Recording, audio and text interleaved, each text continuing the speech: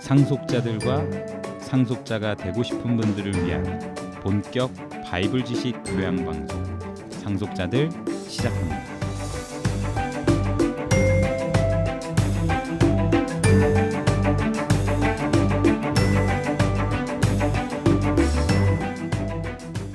안녕하세요. 상속자들의 시호입니다. 안녕하세요. 정 원장입니다. 네. 이제 저한테 네. 문의가 하나 왔는데요. 저희가 지난번에 이제 로마서 7장 4절을 성경의 재발견에서 다뤘잖아요. 네. 근데 그때 우리가 이제 뒷부분에 하나님을 위하여 열매를 맺히게 하려 함이니라 이 표현은 이야기를 안 했었다고 그때 하더라고요. 맞아요. 뒤에는 설명을 안 하고 그냥 넘어갔네요. 네, 이제 이 열매가 이제 뭐냐 이렇게 질문을 하셨더라고요. 근데 이제 요거를 4절에 설명을 더 해달라고 네네. 그러신 거예요. 그래서 4절에도 열매가 나오고 이제 5절에도 열매가 나오거든요. 네, 네. 그러네요. 그래서 로마서 7장 4절에 너희가 이제 그리스도의 몸으로 말미암아, 그러니까 그리스도의 이 몸에 속해서 있는 열매를 맺는 거에 의미가 있고요. 그 다음에 5절에 육신에 있을 때 그때도 열매를 맺는 게 있다라고 이제 이렇게 나왔는데 이 열매가 뭐냐 이제 이런 질문을 하셨는데요. 네. 잘 모르겠습니다. 아, 그래요? 그래서 이제 성경에서 열매를 좀 찾아봤는데 구약은 좀 명확하게 설명이 되는 것 같아요. 구분이 딱 되더라고요. 열매가. 열매가 뭔지? 네. 그러니까 예를 들어 자녀들을 열매라고 하기도 했고요. 네. 그다음에 어떤 노력의 성과. 네. 네, 이런 것도 있고. 그렇죠. 보통 어떤 결과물을 네, 열매로 많이 표현하잖아요. 네, 이렇게 이제 분명하게 표현되는 것도 있는데 신약에 와서 열매를 이제 뭐로 얘기를 해야지 이제 이렇게 보면 마치 이제 뭐 구원받은 사람들을 열매로 표현하는 글들도 있는 것 같고요. 지금 정 원장님이 말씀하시는 게 열매가 결과물인 것 같긴 한데 네. 그 결과물이 도대체 뭘 말하는 건지를 모르겠다고 하시는 거죠. 네, 이게 명확하지가 않더라고요. 이게 처음에는 그냥 구원받은 사람들을 이야기하는 거인지 이제 그렇게로 처음에는 생각을 했고 그냥 당연히 그랬겠거니 하고 넘어갔었는데 네. 또 이제 막 찾다 보니까 너무 헷갈리더라고요. 그러면 그 열매 얘기는 김 반장님하고 같이 하는 코너 있잖아요. 끝까지 네. 판다. 거기서 한번 다뤄주세요. 나중에. 그러면 좋겠네요. 그리고 지난번에 제가 소개했던 예루살렘으로 올라간다는 표현에 대해서 이걸 들으시고 한 분이 이제 이메일을 보내주셨어요. 근데 중요한 내용인 것 같아서 소개를 하나 해드릴게요. 이메일 원문을 그대로 읽어볼게요. 올라가다라는 말의 쓰임은 높은 곳으로 올라가다에서 그 높은 곳이 높낮이의 뜻만을 가진 건 아닌 듯 싶습니다. 서울, 즉 그 나라의 수도로서의 대표성이라는 의미도 들어 있습니다. 지방에서 수도로 가는 것을 상경한다라고 말합니다. 서울에 간다를 서울에 올라간다라고 표현을 합니다. 위도와 등고와는 관계없이 수도는 올라가는 곳, 그러니까 상징적인 그런 높은 곳이라는 의미가 되고요. 즉 나라님, 높은 분들이 계신 곳이라서 예루살렘도 하나님의 이름이 계신 곳이기 때문에 올라간다라고 표현되는 것이 아닌가 생각됩니다. 라고 하셨어요. 그래서 이렇게 의견을 보내주신 덕분에 훨씬 들으시는 분들이 더 도움을 받으실 수 있을 것 같아서 의견 보내주셔서 감사합니다. 그리고 이제 유튜브에도 실은 이 댓글이 하나가 달렸는데요. 어떤 댓글이 달렸냐면요. 예수님과 함께 우리 몸이 죽은 시점이 십자가이고 교회가 탄생한 시점이 오순절이면 죽음이 교회에 속하는 것보다 먼저입니다. 율법에 대하여 너희가 죽임을 십자가에서 이루어진 것으로 보면 이때는 교회가 만들어지지 않았습니다.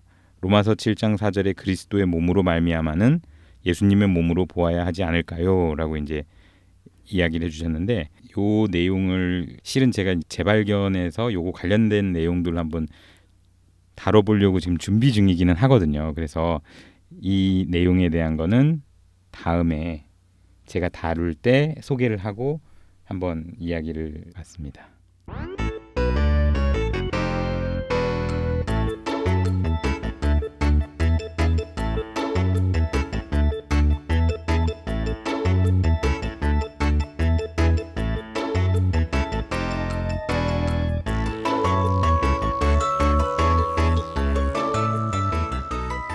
저희가 성경 구절을 하나씩 정확하게 읽어보면서 이제 독해 능력도 키워보고 다른 역본도 함께 비교해 보면서 기존에 알았던 내용하고 좀 다른 내용들을 좀 발견해 나가는 그 성경의 재발견을 진행을 해보겠습니다. 이거는 아주 어린 친구가 네. 어린 친구가 이제 저랑 이런저런 성경 얘기를 하다가 했던 아주 귀여운 멘트에 관련된 재발견이에요. 아, 어린아이 시각으로 보면 이렇게 보이는구나. 그래서 이거는 이제 한번 귀엽게 네. 웃고 넘어가 주시라고 가지고 와본 건데 그걸로 그럼 한번 오프닝을 열어볼까요? 잠언 23장 27절이에요. 보시면 아마 웃으실 수도 있어요. 대저 음녀는 깊은 구렁이요 이방 여인은 좁은 함정이라. 저 읽으면서 딱 느낌이 왔어요. 죄송해요. 제가 너무 크게 웃어버려가지고 이제 아는 이제 어린 친구랑 같이 여기저기 이제 읽다가 이 구절이 나왔어요. 근데 저는 이 구절을 되게 어렵다고 느낄 줄 알았어요. 왜냐면 너무 어려운 말이 많이 나오잖아요. 음녀, 뭐 이방 이런 말이 어려웠는데 그런 걸 이제 하나씩 이제 설명을 하다가 깊은 구렁이요라는 거를 얘가 그 큰 뱀 있잖아요. 네. 구렁이라고 이해를 한 걸 보고 제가 너무 귀여워가지고 네. 왜냐면 음녀가 이제 나쁜 사람이니까 나쁜 여자니까 그런 나쁜 뱀처럼 생각을 했나 봐요. 그래서 그러면 구렁이가 깊다고 하기는 좀 그렇지 않을까라고 했더니 이제 그제서야 그러네요. 이제 그러면서 구렁이 뭔지를 이제 설명을 해줬죠. 그러면 그 뒤에 이방 여인은 좁은 함정이라 이거는 뱀가요?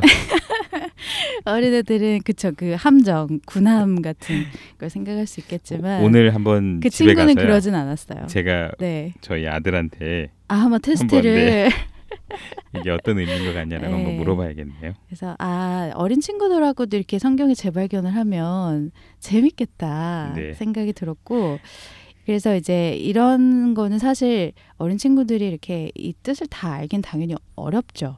성경에 나오는 용어 자체도 너무나 어렵고 그렇기 때문에 그럴 때는 좀 쉬운 성경 버전 있잖아요. 그런 걸로 같이 보면서 비교해서 이렇게 보여주는 것도 좋더라고요. 제가 너무 분위기를 가볍게 만든 것 같아서 아닙니다. 정 원장님이 재밌었습니다. 좀 잡아주세요. 네.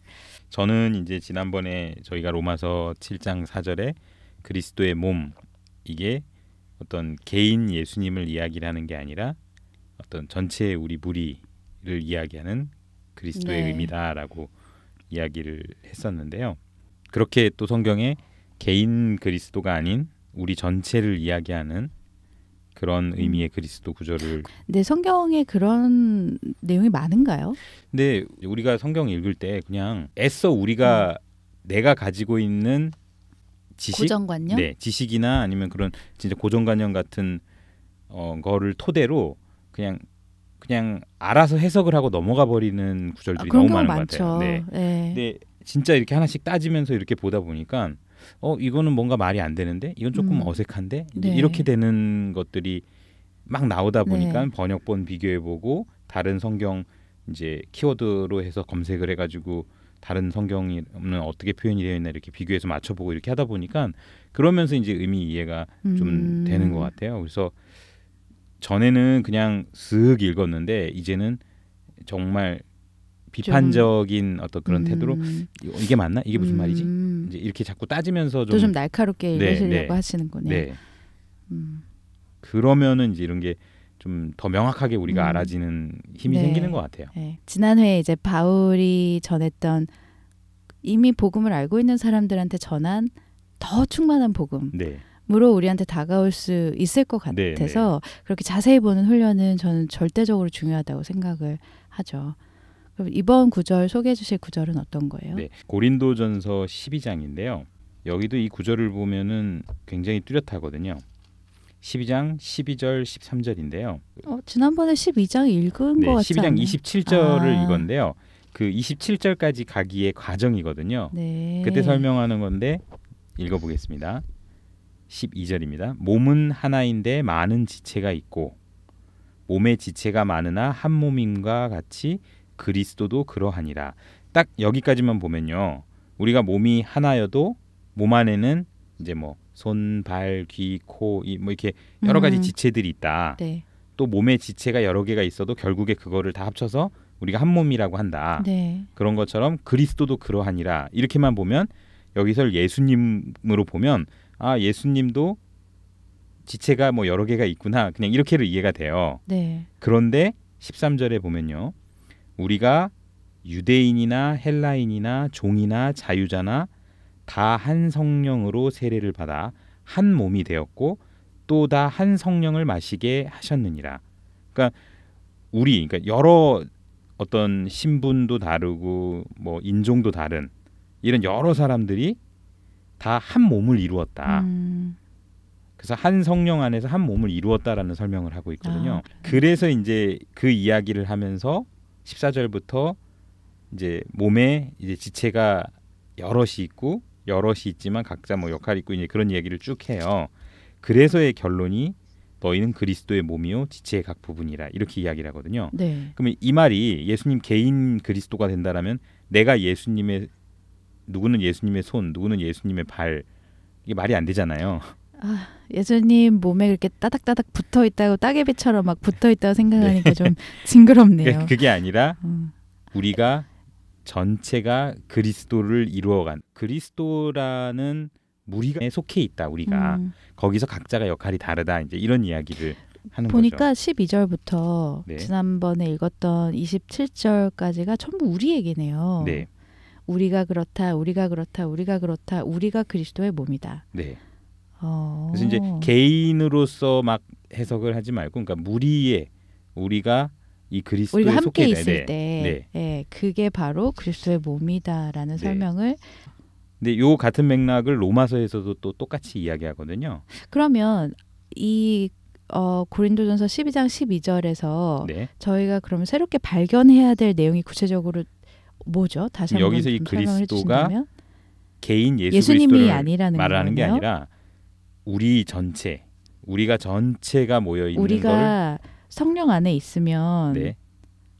여러 지체지만 결국은 한 그리스도다. 네.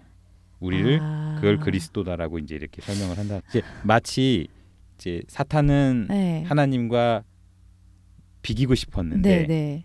혼자서 그렇게 비기고 싶었는데 그렇게 안 된 건데 우리는 뭐 그렇게까지 바라지도 않는데 네. 우리를 그리스도라고 설명을 해주시는 거예요. 우리가 이렇게 속했을 때 나는 그냥 뭔가를 듣다가 성경에 대한 이야기를 듣다가 그냥 어느 순간 믿음을 딱 갖게 되는데 그래서 처음에는 뭐 나는 이제 지옥에 안 간다 이제 이런 정도만 생각을 했는데 이제 이 성경을 자세히 알고 보다 보니까 좀 그런 정도가 아니라 너무나 큰 게 이제 준비가 되어 있고 네. 하나님의 계획이 이 계획을 위해서 이렇게 많은 것들이 있었구나 이런 걸 이제 점점 그러니까요. 알게 되는 것 같아요. 지난 회에 그 얘기하셨잖아요. 소속에 대한 얘기를 한 거다. 네. 그러니까 세상의 영에 속한 그 무리에 속했냐, 네. 아니면 성령의 무리에 속했냐. 네. 근데 성령의 무리에 속한 우리를 그리스도라고 했다라는 점이 바로 이 구절에 대한 설명이라는 거죠. 네. 요거를 저희가 이제 고린도에서 살펴봤는데 지난번에 이제 로마서에서 그리스도의 몸 얘기를 했잖아요. 네. 로마서에서도 이제 같은 이야기를 하거든요. 로마서 12장 4절 5절인데요. 우리가 한 몸에 많은 지체를 가졌으나 모든 지체가 같은 직분을 가진 것이 아니니 이와 같이 우리 많은 사람이 그리스도 안에서 한 몸이 되어 서로 지체가 되었느니라. 역시 여기도 이제 소속 얘기를 하고 있죠. 확실히 선명하게 다시 읽히네요. 네.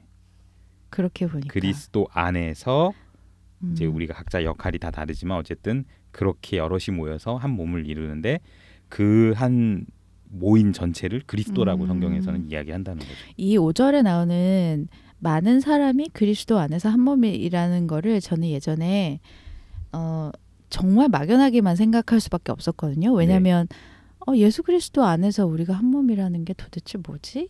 그러니까 예수 그리스도라는 분의 어떤 그냥 믿음을 나눠 가졌다는 건가? 그렇다고 해도 많은 사람이 예수 그리스도 안에 속하려면 예수 그리스도라는 분이 엄청 커야 되잖아요. 네. 사이즈가. 근데 그런 뜻은 또 아닌 것 같고 그래서 알쏭달쏭해서 이거를 그냥 뭐랄까요. 모호하게 그냥 생각하고 항상 넘겼어요. 근데 저도 지금은 그러니까 이게 애써 해석한 것 같아요. 네, 저도. 애써. 네. 근데 지금 이게 어떤 소속의 개념이라고 하니까 성령 네. 안에 있는 우리 전체를 그리스도라고 한다면 그 안에 속한 우리 모든 사람이란 뜻인 거잖아요. 네. 그렇게 해서 한 몸이다. 네. 그러니까 우리가 전에 읽을 때 뭐 그리스도 예수 안에 있는 자에게는 결코 정죄함이 없나니 하면은 그냥 예수님하고 뭔가 연결이 됐다라고 막 애써 그렇게 이해를 네. 하기도 했었고 막 그랬는데 그게 아니라 그냥 그리스도라는 무리가 있는데 네. 거기에 속한 사람은 이렇게로 명백하게 이해가 되는 거예요. 그걸 개인 예수님에게 내가 뭔가 이제 뭐 따닥따닥 붙는 그런 게 아니라 정말 그리스도가 있는데 거기에 속한 사람 이제 이렇게 이제 설명이 네. 되는 거죠. 그러니까요. JYP 하면은 누가 떠오르세요? 당연히 박진영 씨가 생각나죠. 네, 그러니까 박진영 씨가 JYP라고 네. 하잖아요. 근데 그 박진영 씨 회사도 JYP 엔터테인먼트, 네. JYP죠. 그러니까 JYP 개인도 JYP지만 그 무리도 JYP예요. 거기에 자기 회사에서 이름을 회사한테 준 거네요. 네. 어떻게 보면. 그러니까 개인도 예수 그리스도인데 그런 그분의 거구나. 무리인 그리스도죠. 그것도. 그래서 JYP 식구들 네. 가족처럼 표현을 네, 하기도 그렇게 하고. 표현하기도 하고 뭐 그런 JYP 무리들 뭐 이렇게로도 설명을 할 수도 쉽네요. 있고. 네. 네. 그러고 보니까 그런 개념이네요. 네. 너무 명백하게 이렇게 표현하는 거니까. 그러니까 바울 사도가 편지를 쓸 때 복음이라고 하지 않았을까 싶네요. 네. 네. 약간 얼떨떨한 기분으로 그러면 네. 제가 소개할 구절을 알려드리면 제가 이제 이거를 지난 회에 이제 준비를 해갔다가 네. 못하고 이제 오늘 소개를 드리는데 오늘 어떻게 보면 소개하기를 또 잘했다는 생각이 좀 들어요. 왜냐하면 그때 이제 정 원장님 설명을 듣고 집에 가서 이걸 다시 준비를 하면서 이 구절이 훨씬 더 선명해진 거예요. 그 정 원장님의 설명을 계기로 해서 어디냐면 갈라디아서 3장 29절이에요. 근데 이거는 구절을 읽기 전에 제가 몇 가지 질문을 좀 드려볼게요. 네. 정 원장님은 아담의 자손이라고 할 수 있나요? 네. 맞아요? 네. 그러면 예수님은 아브라함의 자손이죠. 네. 그럼 정 원장님은 네.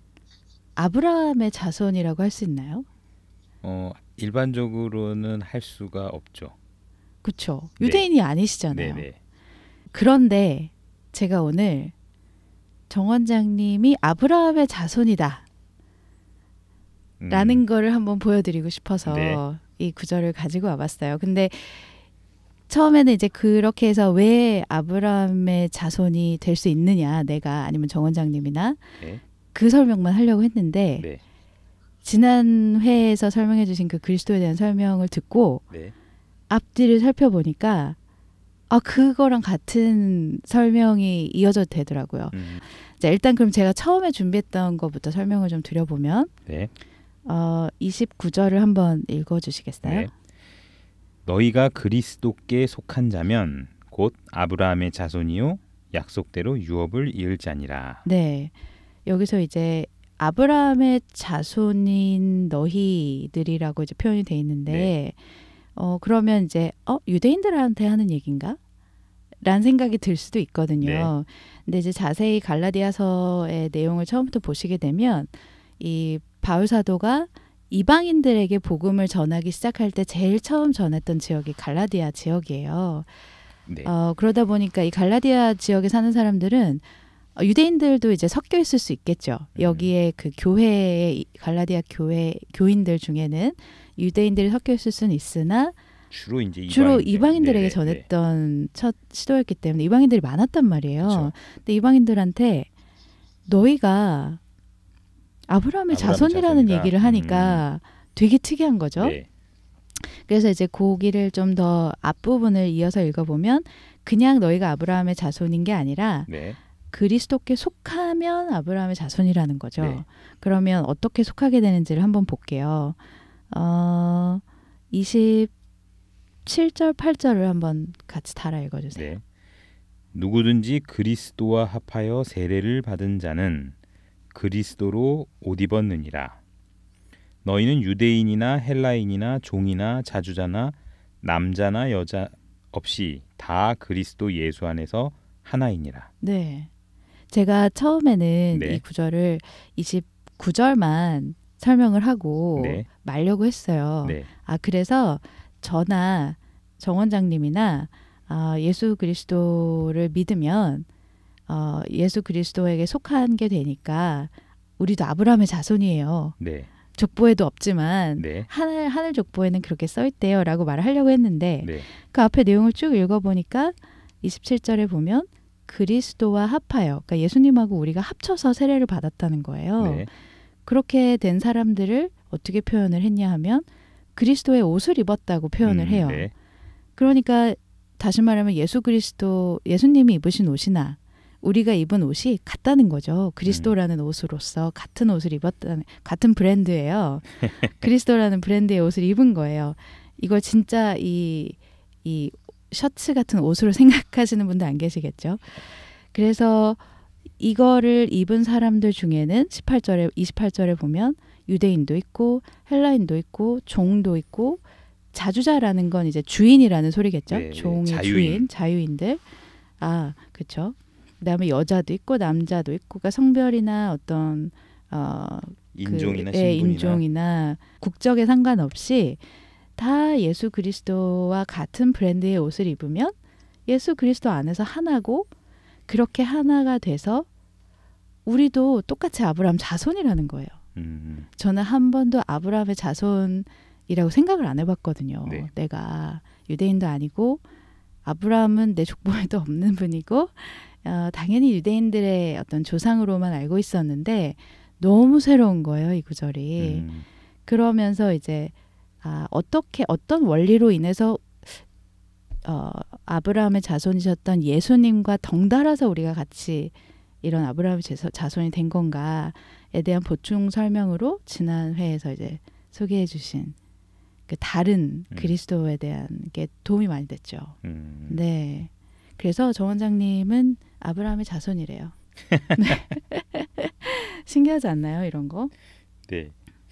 근데 더 좋은 거, 그냥 아브라함의 자손이기만 한 거보다 유업을 읽자래요. 네. 그러니까 우리가 뭔가 뭐 상속자들, 이거 네. 상속자들 때 설명해 주신 네네네. 구절이기도 하거든요. 저희가 상속을 받는 거예요. 좀 현실에도 없던 그런 상속을 받게 됐다니 참 신기한 구절이었어요. 그래서 이거를 제가 재발견을 했을 때, 와, 성경이 정말 단순히 내 지식으로만 내가 알고 있던 고정관념으로 읽어서는 큰일 나겠구나. 왜냐면 누군가 나한테 시오 씨는 아브라함의 자손인가요? 라고 하면 당연히 아니죠. 저는 유대인 아닙니다. 이렇게 얘기를 했을 텐데 그런 개념이 아닌 어떤 새로운 개념들이 많이 담겨 있다라는 걸 좀 알게 됐어요. 저는 이제 사도행전 10장 34절인데요. 네. 한번 읽어봐 주시. 베드로가 입을 열어 가로되 내가 참으로 하나님은 사람의 외모를 취하지 아니하시고, 내가 이게 이제 참으로 무슨 하나님은, 의미가 드세요? 베드로가 입을 열어서 말을 했는데, 네, 고넬료한테 이제 네. 집안에 가서 얘기하는 건. 그래서 베드로가 이제 말을 하기를 시작했는데 뭐라고 했냐면, 내가 말하기를 하나님이 사람을 볼 때 사람을 외모로 보지 않으신다. 그러니까 사람의 겉모습으로 사람을 판단하지 않으신다. 네, 뭐 이 이런 말만 걸까요? 들으면 네. 고넬료가 되게 못생긴 사람이에요. 아니 뭐 꼭 그렇다기보다는 뭐 잘생겼냐 못생겼냐를 따질 수도 있지만, 진짜 너처럼 못생긴 사람한테도 이야기를 하라라고 하는 거 보니까 하나님은 외모는 신경 안 쓰시나 보구나. 그렇게 이해할 수 있다는 거죠. 네네. 전 전혀 그렇게 이해 안 했지만, 그러니까 하나님의 속성을 그냥 얘기하는 거라고 생각했지, 고넬료에게 하나님은 너 같은 그런 외모를 가진 사람을 외모로 취하지 않으신다. 얼마나 다행이냐. 이렇게는 생각을 진짜 안 그러면 해봤네요. 여기서 외모를 네. 다른 표현으로 다른 단어로 바꾸면 뭐가 좋을 것 같으세요? 외모, 겉모습? 겉모습? 네, 보통 외모하면 바깥 외자의 모습이니까 바깥 네, 모습. 그러면 다른 구절을 하나 또 네. 한번 보여드릴게요. 로마서 2장 11절인데요. 이는 하나님께서 외모로 사람을 취하지 아니하심이라. 아까랑 같은 말이네요. 네, 이게 이제 앞에를 보시면요. 네. 그 앞부분부터 이제 연결해서 봐야 되는데 구절부터 보면 악을 행하는 각 사람의 영에게 환난과 곤고가 있으리니 첫째는 유대인에게요 또한 헬라인에게며 선을 행하는 각 사람에게는 영광과 존귀와 평강이 있으리니 첫째는 유대인에게요 또한 헬라인에게라. 이는 하나님께서 외모로 사람을 취하지 아니하심이니라. 네, 그렇군요. 여기서 그러면 이 외모는 여기서는 그러면은 유대인인지 아닌지를 따지시지 네. 않는다 그 말이네요. 네. 유대인인지 아닌지 겉모습으로 판단할 수 있죠. 그러니까 인종의 의미인 거예요. 네. 외모라는 게. 그러면 아까 우리가 이제 고넬료 집안에서 이야기를 할 때 하나님이 외모를 따지지 않는다라는 건 유대인한테만이었는데 이방인한테도 그러니까 인종을 따지지 않으시는구나의 의미로 이제 외모라는 단어가 쓰인 거를 좀 볼 수가 있는 것 같아요. 이게요. 제가 방금 영어를 살짝 보니까 네.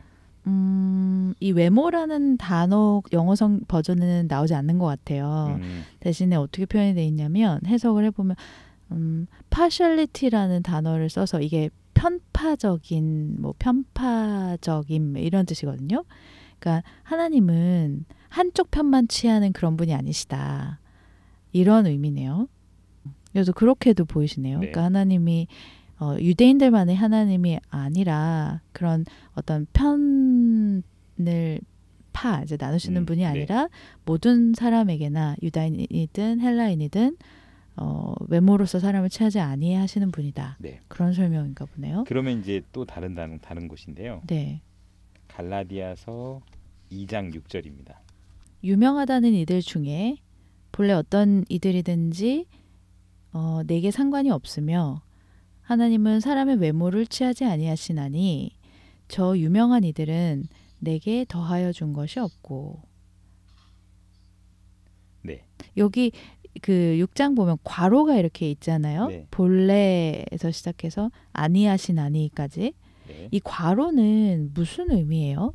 괄호는 이제 약간 그 맥락에서 말 그대로 그냥 별도로 따로 이야기하는 부분이라서 그럼 생략하고 읽어도 된다는 뜻이에요? 네. 생각하고 읽어도 된대요. 가로 빼고 그냥 읽어도 되고. 그러면 가로 빼고 읽으면 유명하다는 이들 중에는 내게 더하여 준 것이 없다. 네. 그러면 유명하다는 이들이 누군지를 설명을 하는 건가요? 여기서 이제 유명한 사람은 우리가 흔히 이야기하는 굉장히 유명 인사 뭐 이런 게 아니라 네. 여기서는 이제 그 야고보하고 베드로하고 어떤 약간 명망이 교회 있는 내에서 네네. 유명한 분들, 네. 명망이 있는 분들. 네. 네. 그럼 여기서는 이제 본래 어떤 이든지 내게 상관이 없으며 하나님은 사람의 외모를 취하지 아니하시나니 여기서 이제 외모는 그러면 무슨 의미 같으세요? 만약에 아까 말씀하신 대로 교회 내에서 야고보나 베드로 같은 유명한 사도들, 네. 유명한 지위에 있는 분들이 본래 그 사람이 어떤 사람들인지는 내게는 상관이 없고 하나님은 사람의 외모를 취하는 분이 아니시다. 아까 앞에 두 구절이랑 비슷한 것 같아요. 당시 예루살렘에 있었던 많은 사도들이나 이런 장로들은 대부분 유대인들이었을 거 아니에요. 그러니까 네. 그런 유명한 이들, 그러니까 유대인들뿐만 아니라 외모를 취하지 아니하시고 헬라인들이나 모든 사람에게도 외모를 취하는 분이 아니시다. 유대인만 고르시는 분이 앞서 아니시다. 우리가 본 거는 이제 어떤 인종, 네. 유대인이냐 헬라인이냐 이런 거였잖아요. 네. 근데 여기서는 실은 이방인 얘기가 나오는 게 아니거든요. 네, 그러면은 한번 에베소서 6장 9절 한번. 요거 그럼 나중에 설명해 주실 네네. 건가요? 상전들아 너희도 저희에게 이와 같이 하고 공가를 그치라. 이는 저희와 너희의 상전이 하늘에 계시고 그에게는 외모로 사람을 취하는 일이 없는 줄 너희가 알미니라. 네. 여기서 이제 누구와 누구의 관계를 얘기를 하는 것 같으세요? 상전과 종인가요? 네. 종이란 말은 없지만 네네. 위에서 이제 상전과 보면, 얘기하는 네. 거니까. 위에 8절에 나오거든요. 네네네 그러네요. 네. 종이나 자유자나 하는 자나 네, 다 그러니까 여기서는 상전과 종, 그러니까 어떤 신분을 이야기를 하는 것 같아요. 네. 그런데 그걸 이제 외모로 사람을 취하지 않는다. 여기서의 외모는 인종의 의미가 아니라 어떤 신분. 네, 신분 차이. 네. 그러고 보면은 갈라디아서 아까 2장 6절도 유명세, 유명한 사람과 유명하지 않은 사람. 여기 그러면 상전들아, 네. 너희도 저희에게와 같이 저희에게 이와 같이 하고 네. 공갈을 그치라, 그러니까 갑질을 하지 말아라. 네네. 그 말인가요? 네. 왜냐하면 어쨌든 너희나 그들이나 상전은 다 똑같은 하늘에 계신 분이기 때문에 네. 그분은 외모로 사람을 취하지 않는다. 여기서도 영어가 똑같이 partiality네요. 그러니까 하나님은 편가르게 하시는 분이 아니라 네. 모두에게 공평하신 하나님이다, 이런 말인 거네요. 네. 외모라는 말을. 네. 그러니까 이제 성경에 이제 외모라는 단어를 쳐가지고 보면 네. 우리가 이제 흔히 생각하는 외모, 네. 우리한테 겉모습. 외모라는 하면 이제 겉모습이잖아요. 정말. 뭐 머리가 어떻고. 그렇게로만 보면은 뭔가 이상한 거예요. 그래서 이제 하나의 단어가 여러 의미로 이렇게 쓰인 거를 좀 볼 수 있는 것 같거든요. 네. 그러면 실제 외모라는 단어가 네. 겉모습이라는 어떤 표현 말고 뭐 신분이나 뭐 인종의 차이, 뭐 다름, 이런 뜻으로도 있는 거예요? 그게 이제 우리나라의 번역의 문제인 것 같은데요. 네. 검색해 보면 이제 특별한 의미가 있는 거는 아닌데 우리나라 번역은 이렇게 해놨더라고요. 그래서 번역할 때 외모라는 단어가 그렇게 쓰였었나? 근데 실제 검색을 해보면 그런 의미가 없는 거 보면 좀 이야기가 좀 탁탁 튀는 것 같은데 자세히 찾아보고 이렇게 보니까 이 의미는 어떤 신분 내지는 인종, 네. 그다음에 뭐 재산이 많고 적음, 뭐 이런 식의 의미로도 그걸 외모로 이렇게 다 표현을 해놨더라고요. 그럼 오늘도 마무리를 해야겠네요. 네. 여기서 오늘도 여러 구절을 좀 살펴봤는데 같이 재발견을 하셨길 바라고요. 상속자들은 여기서 마무리하도록 하겠습니다. 청취해주신 여러분 감사합니다.